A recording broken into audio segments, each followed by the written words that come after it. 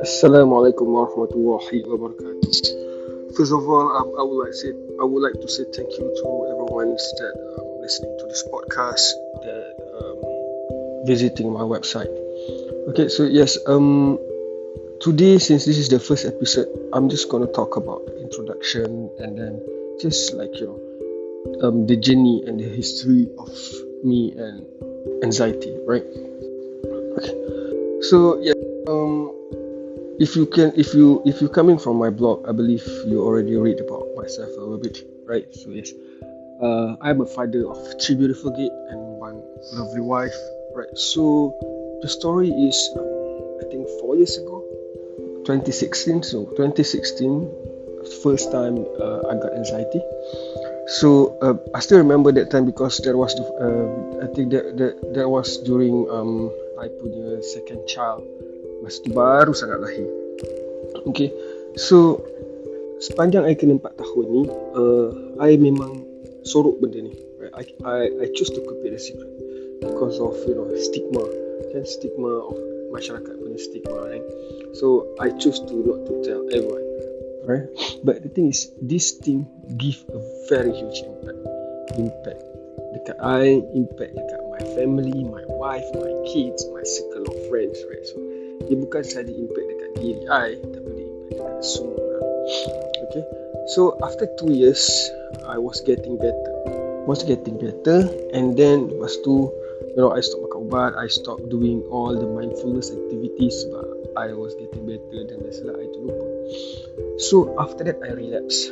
So bila I relapse, I promise to myself, if I can be better again, this time I'm going to share my experience and help others to overcome this, so that you guys tak go through apa yang I went through, and then at the same time less impact to you, your family, and your circle of friends. So it can give you a quality time, right? Okay, so masa I kena anxiety, basically anxiety ada banyak jenis, right? So I'm just gonna talk in general as of now. Masa I kena anxiety tu for the second time, I think I need to know more about this. I need to understand more about this. So I think most of you yang kena anxiety, you know that most of the time kita ni jenis overthinking. So like orang Melayu cakap, tak kenal maka tak cinta, right? So what I did was, I ambil banyak short course dekat internet, right, untuk memahami anxiety, understanding how the brain works, the neurochemical and so on. So some of the course that I took was like the science of well-being from Yale University, positive psychiatry and mental health from University of Sydney, and then cognitive behavioral therapy, CBT. Okay, so I took all of this untuk I faham lebih lanjut apa itu anxiety. Okay, so yes, so that's a little bit the introduction about anxiety and me, right? So how I can anxiety and so on. So yes, okay, so first of all kita kena faham what is anxiety. Okay, so anxiety basically is a normal thing. Everyone akan ada anxiety. You feel anxious, you feel nervous, but that thing depends on situation. For example, if you nak bagi presentation, you akan rasa nervous. You nak bagi interview, you akan rasa nervous, you rasa anxious. That's normal. Okay, so basically anxiety ni memang ada kat semua manusia because of it prepares our bodies to fight back or to flight, right? So fight or flight. But anxiety disorder, on the other hand, is a totally different thing. Okay, anxiety disorder basically is an illness. Okay, is an illness. So it's not a normal thing. Okay, so like as I mentioned sebelum ni kan, anxiety disorder have a very huge impact in our life, right? So siapa yang tengah mengalami benda ni faham benda ni. It's not only impacting us, impacting our family, impacting our parents, impacting our circle of friends, right? So what is this anxiety disorder? So basically this anxiety disorder is like you have a chemical imbalance in your brain. Okay, ketidakseimbangan bahan kimia di dalam your brain, right? That's what we call as serotonin. So basically the serotonin is low in your brain. Okay, yeah. So that's like basically roughly about anxiety and anxiety disorder. So now I'm going to tell you a little bit about the journey. Okay, so masa 2016 when I first got this anxiety, right, I still remember masa tu anak I yang nombor 2 tu just like sebulan, umur baru sebulan. I pergi office, I rasa sangat sakit kepala. Dia bukan sakit tau, dia pening, macam pusing. And then mata I kabur for few days, right. Then I macam cuba like, what is this, right, apa benda ni. And then you ada palpitation, jantung you berdegup kencang. I still remember masa I tengah drive, tiba-tiba jantung I laju, I rasa macam pusing, I rasa macam tak boleh buat apa-apa. So I berhenti kereta tepi jalan, just to like, I just like macam apa benda ni, am I dying, I ni dah nak mati ke. I still remember. Okay, so lepas tu I macam nak tahu apa benda kan. So I go jumpa neuro specialist. I mean like I buat MRI, check my brain and everything is normal. Okay, everything is normal. So okay, everything is normal, but I still pusing lagi. I still macam pusing kepala. And then suddenly now dia dah start jadi benda lain. Dia dah start I jadi sakit perut. Okay, so I jadi macam sakit perut, GERD, IBS. I rasa orang anxiety normal ada benda ni. So I pergi pula jumpa gastro specialist, nak buat check up about apa benda sakit perut ni. So I buat scope atas bawah just to make sure. But then I masih still sakit. I still masih rasa sakit. So I tak puas hati, I go to another hospital doing the same thing, alright, but different doctor. So siapa yang pernah buat scope tahu benda ni bukan benda diseksa. Where I go to do it again. And at the same time, that doctor give me one more thing. Dia panggil scope, pil telan scope. So dia untuk usus kecil. So you telan the camera pill and then you can gain. Alhamdulillah, it's nothing. But then, you know, when you ada anxiety, right? When you ada anxiety, memang you tak boleh terima. Like macam, okay, kalau macam ni, kenapa masih sakit kan?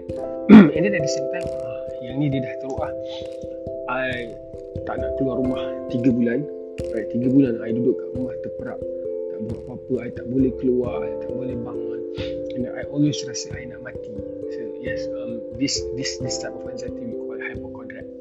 So you always rasa nak mati. I macam I rasa macam I dah nak mati sangat. So bila macam tu I rasa macam I tak nak buat apa-apa. I nak duduk kat rumah, I nak keluar, I takut sebab I takut mati kat luar. I prefer mati kat rumah. It's funny because of, you know, kita orang Islam memang tahu kalau nak mati kat mana-mana pun Allah akan tarik nyawa bila-bila je kan. Tapi itulah, bila you ada anxiety, dia memang macam tu tau, susah. Memang you tak boleh terima apa orang cakap apa. So macam I selalu rasa macam, okay, I dah nak mati, I need to be with my family, with my kids, I need to spend time with them. That's the best part. The best part is, okay, I rasa I dah nak mati, so I should spend time with my kids. Tapi masa I kena tu, I memang tak boleh buat apa-apa. Even ada my kids pun tak boleh buat apa-apa. So it's like I don't even spend the quality time that my mind said that you need to spend with them. So it's memang kesian dekat my wife, kesian dekat anak-anak I tak layan orang. My wife nak ajak keluar ke apa, I tak mau keluar. I tak jumpa my parents risau datang rumah, check semua benda, tengok keadaan I. Faham tak? So yeah, that sepanjang tahun 2016 tu, I boleh cakap selang sebulan I akan masuk hospital untuk check. But Alhamdulillah, it's nothing. But again, bila you ada anxiety, you akan rasa macam, kalau nothing, ni apa benda ni? Apa benda sakit ni? Kenapa ada rasa sakit macam ni? Kan? So macam, how come tak ada apa-apa tapi I rasa sakit? How come tak ada apa-apa, I ada rasa something in my body? Kan? So, biasalah, normal. Okay, first of all, I cakap kita sebagai orang Islam, memang kita kena percaya dengan benda gaib dan benda halus kan. Okay, so normal untuk orang Melayu kita, bila dah you check all the doctor, tak ada apa-apa, lepas tu orang akan cakap, oh, ni adalah gangguan jin atau buatan orang. Okay, so again, at that time, lepas I dah check tak ada apa-apa, every weekend I pergi jumpa perawat, cuba rawat lah kan. I jumpa bukan macam jalan ustaz, I jumpa Ustaz Ahmad Dusuki. I pernah jumpa almarhum Ustaz Ismail Kamus. Just for the whole, I think 2 years, untuk 2 tahun I jumpa. So but then I jumpa diorang, I masa pergi tu dia okay. Tapi lepas dah balik tu, dia jadi balik. So macam I rasa macam okay, this is something wrong. Okay. Dan lepas tu I macam tercari apa benda masalah ni kan. So lepas tu I terjumpa satu video daripada psikiatris nama doktor tu, if I'm not mistaken, Dr. Zul Azli. Okay, so one thing that they explain is benda ni memang betul lah. Okay, so dia kata dia ada 3 type of people. Okay, one type of people, when you talk about mental illness, dia straight away cakap benda ni adalah gangguan jin ataupun syaitan ataupun ada lagi satu orang pula yang akan cakap no, this is 100% science, there's no gangguan jin or whatever, tak ada, benda ni tak wujud. And then ada orang yang lain percaya dua-dua. Okay, so mungkin ni adalah contribution sikit daripada gangguan jin, daripada sains kan. Tapi kita sebagai orang Islam memang kita wajib mempercayai jin dan syaitan kan. So Dr. Zul Azli tu cakap, tapi kebiasaannya, okay, kalau you kena gangguan jin ke, you kena buat orang ke, bila you kena riak, you kena ruqyah, you akan ada interaction kan. So maknanya bila orang azan you menjerit, for example, contoh kan. So but then that's not happen to me. So I macam okay, so maybe this is memang ada masalah mental illness lah kan. But as I said lah, most of the people ni bila cakap pasal mental illness, diorang stigma. Diorang akan cakap, nah itu fikiran kau aja, jangan layankan sangat. Okay, tetapi again, I petik daripada Dr. Zul Azli punya talk So dalam hadis Nabi, ada salah satu hadis Nabi yang dia punya maksud lebih kurang, mafhum dia lebih kurang, syaitan itu berjalan di dalam badan manusia ibarat darah berjalan pada pembuluh darahnya. Okay, so sekarang ni persoalan dia adalah, kenapa bila orang sakit jantung tak ada siapa-siapa bercakap, oh ni gangguan jin ni, kan? Mungkin betul, tapi Allahualam tu kita tak tahu kan.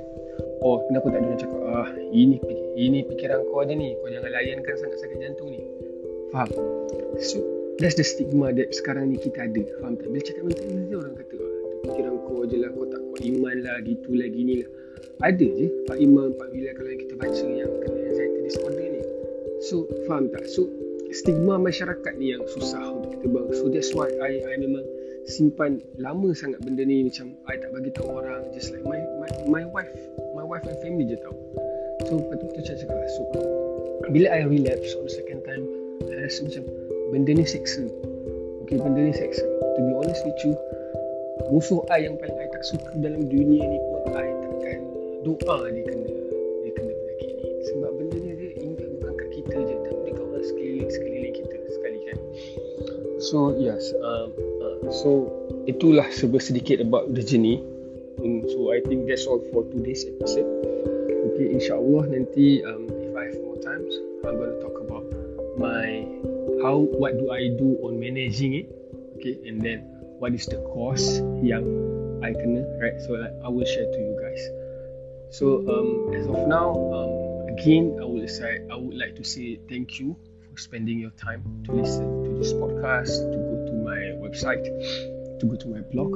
Okay, if you have any question, kalau you guys ada soalan ataupun just nak share anything, alright, you can email me dekat hello@anxietyandme.my. Again, hello@anxietyandme.my. Okay, so setakat ni sahaja untuk episod kali ini. Yang baik datang dari Allah, yang buruk datang dari diri saya sendiri. Assalamualaikum warahmatullahi wabarakatuh.